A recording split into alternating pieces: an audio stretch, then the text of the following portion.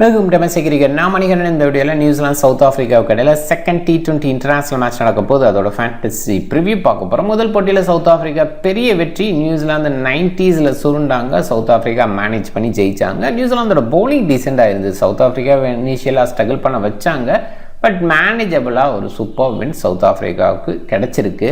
இந்த சீரீஸ் எப்படி போகுது? சவுத் ஆஃப்ரிக்கா நியூசிலாந்து குரூப் ஸ்டேஜில் வேர்ல்ட் கப்பில் இருந்தாங்க. அதுக்கப்புறம் செமிஃபைனலில் நியூசிலாந்து ஜெயிச்சு ஃபைனலில் இந்தியா கூட மோதினாங்க. இந்தியா நியூசிலாந்தே பார்த்திங்கன்னா நிறைய போட்டிகள் விளையாடுற ஃபீல் இருந்து. ஏன்னா அதுக்கு முன்னாடி 5 மேட்ச் சீரியஸில் நியூசிலாந்து இந்தியாவில் விளையாண்டாங்க. இப்போ சவுத் ஆஃப்ரிக்கா நியூசிலாந்துக்கு போய் 5 மேட்ச் சீரியஸ் விளையாடுறாங்க. And group stage, semi-final and இந்த 5 மேட்ச் சீரியஸுங்கிறது கொஞ்சம் போரிங்காக இருக்கிற ஒரு ஃபீல். பட் ஒரே ஒரு விஷயம், சவுத் ஆஃப்ரிக்கா டீம்ஸு அப்டேட் ஆகி யங்ஸ்டர்ஸை கொண்டு வந்திருக்காங்க. நியூசிலாந்துலேயுமே ரெகுலர் பிளேயர்ஸ் இல்லை அப்படின்ற வகையில் கண்டிப்பாக நியூ மேட்ச் மாதிரி ஒரு ஃபீலை ஏற்படுத்திக்கலாம்.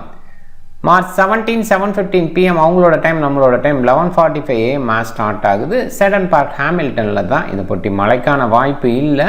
@MSC Cricket 11 அப்படின்னு சர்ச் பண்ணி டெலகிராமில் ஜாயின் பண்ணிக்கோங்க. குழப்பம் இருந்ததுன்னா டாப் கமெண்ட் லிங்க் இருக்குது, கிளிக் பண்ணி ஜாயின் பண்ணிக்கோங்க. சவுத் ஆஃப்ரிக்கா சிமிலனே, சிபம்லா, மல்டர் அண்ட் சுப்பராயனுக்கான வாய்ப்பு இல்லாமல் இருக்குது. சுப்பராயனுக்கான வாய்ப்பு கொடுப்பாங்கன்னு எதிர்பார்த்தோம், ஒரு ஆஃப் பிரேக் பவுலர் அப்படிங்கிற அந்த ஆங்கிளில் யோசிக்கும் போது. எனிவே பார்க்கலாம்.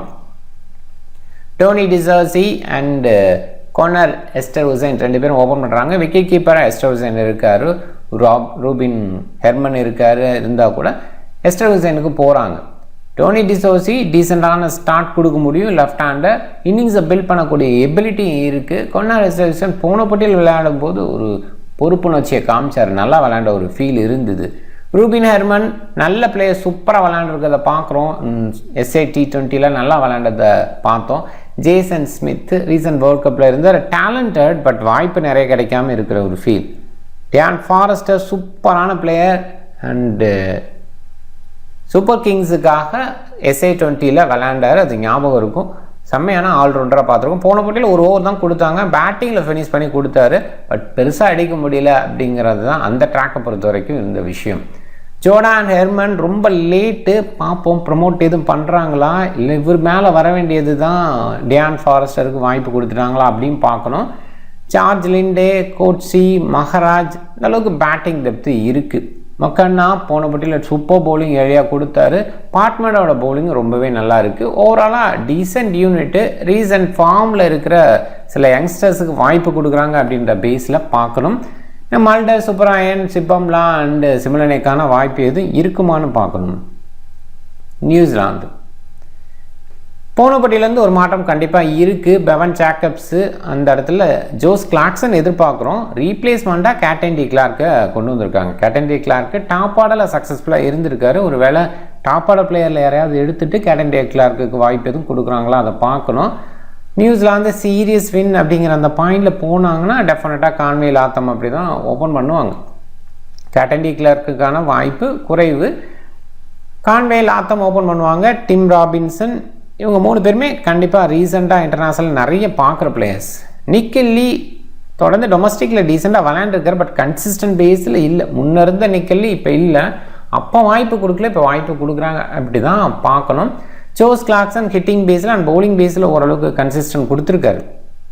சாண்டர் டீசெண்டான batting and decent bowling recent world கப்பில் நல்லாவே பண்ணியிருக்காரு. நீசம், மெக்கான்கி, ஜாக்கரி ஃபோக்ஸு, கேல் ஜெமிசன் அப்படின்ற மாதிரி இந்த பேட்டிங் டெப்த்து டீசெண்டாக இருக்குது. பட் கன்சிஸ்டன்ட் பேஸில் இந்த டீமை யோசிக்க முடியல. ஏன்னா கான்வேயோட ஃபார்மும் அவ்வளோ கிரேட் கிடையாது. லாத்தம் ஒரு சில நேரங்களில் மட்டுமே, அவருமே பெருசாலாம் இல்லை. டிம் ராபின்சன் குயிக்காக ஆடுவார், பவர் யூட்டிலைஸ் பண்ணக்கூடிய பிளேயர். 1 டவுன் ஸ்டேஜில் எப்படி பண்ணுவார் அப்படிங்கிறது டெஃபினட்டாக கேள்வி தான். நிக்கெல்லியோட ஃபார்ம் அவ்வளோ கிரேட் கிடையாது. ஸோ ஓவராலாக பார்க்கும்போது டாப் ஆர்டர் நியூசிலாந்து சைடு டீசெண்டாக இருந்தாலும் அந்த அவுட்புட் பேஸில் கன்சிஸ்டன்ட் ரீசெண்டாக இல்லை, ஃபார்ம் பேஸில் அவ்வளோ கிரேட்டாக இல்லை. அண்ட் பவுலிங்கில் ஓரளவுக்கு ஓகே, பெஸ்ட்டுன்னு சொல்ல முடியாது. பென்சிஎஸ் டீசெண்டாக இருக்கார், கண்டிப்பாக நல்லா பவுலிங் கொடுக்க முடியும். கெயில் ஜெமிசனோட அந்த எக்ஸ்பீரியன்ஸ் ரீசெண்டாக வேர்ல்ட் கப் யூனிட்டோட இருந்தார், அந்த மாதிரி இடத்துல ஓகே. ஜாக்கரி ஃபோக்ஸு டொமஸ்டிக்கில் கலக்கியிருக்காரு, அதை இங்கே கொண்டு வர முடியும்.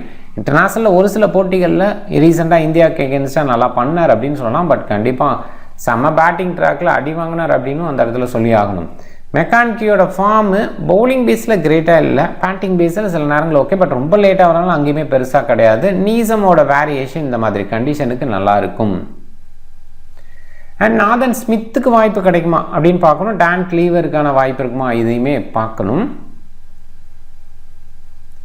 ஹாமில்டன் ட்ராக்கு கண்டிப்பாக சூப்பர் பேட்டிங் ட்ராக், ஆவரேஜ் 180, அதை பாருங்கள். அண்ட் ஒரு இடத்துல 78க்கு 10 அப்படின்னு பங்களாதேஷ் சுருண்டுருக்காங்க. சில நேரங்கள் இது மாதிரி நடக்கும். பட் ரீசெண்டாக ஸ்கோர்ஸ் எல்லாம் பார்க்கும்போது அந்த 200 ரேஞ்சை டச் பண்ணுற மாதிரி இருக்குது. பட் இந்த 2 யூனிட்டுமே எப்படி இருக்காங்க அப்படின்னா அந்த மாதிரி இன்னிங்ஸ் பில்டிங் பேஸில் இல்லை. ஸோ ஒரு சில நேரங்களில் பாசிபிளாக டோனி டிசோசி, டெவான் கான்வே இவங்க 2 பேரும் கொஞ்சம் இன்னிங்ஸை பில்ட் பண்ணுறாங்க, டாப் ஆடலை, மற்றவங்களாம் கொஞ்சம் ஸ்கோர் பேஸில் கொடுக்குறாங்கன்னா அப்போ ஓரளவுக்கு ஸ்கோர் 2 பக்கமே நல்லா வர வாய்ப்பு இருக்குது. ஸோ அதர்வைஸ் மீடியம் ஸ்கோர் எதிர்பார்த்து போகணும். செம்மையான பேட்டிங் ட்ராக் அப்படின்றது தான். அண்ட் அதே நேரத்தில் பவுலிங் பேஸில் பார்க்கும்போது ஓரளவுக்கு சவுத் ஆஃப்ரிக்கா கொஞ்சம் பெட்டர் யூனிட்டாக ஃபீல் பண்ண வைக்கிறாங்க. இங்கே நியூசிலாந்தில் சாண்டர் கண்ட்ரோல் பண்ணுவார், அதில் டவுட்டே கிடையாது. ஜெமிசனோட கண்ட்ரோல் ஓரளவுக்கு இருக்கலாம். பட் ஸ்டில் அவர் கொஞ்சம் ரன்ஸுக்குள்ளே போகிறார் அப்படிங்கிறது தான் இன்னொரு சைடில் இருக்கிற ப்ராப்ளம். பென் சியர்ஸு, ஜாக்கரி ஃபோக்ஸு இவங்கெல்லாம் சில நேரங்களில் அந்த செம்மையான பவுலிங்கை எடுத்துகிட்டு வருவாங்க.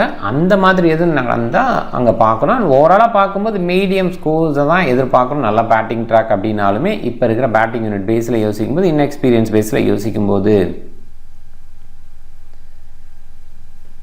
2 டீமில் கேப்டன் சாய்ஸ் அப்படின்னு பார்க்கும்போது கொஞ்சம் டஃப் சாய்ஸ் தான். ஏன்னா நல்ல பேட்டிங் ட்ராக் அப்படின்னால பேட்ஸ்மேன் சைடு போகலாம் அப்படின்னாலுமே அந்த மாதிரி இன்னிங்ஸ் பில்டர் அப்படின்ற அந்த இடத்துல யோசிக்கிறப்ப கொஞ்சம் டஃப்பாக இருக்குது.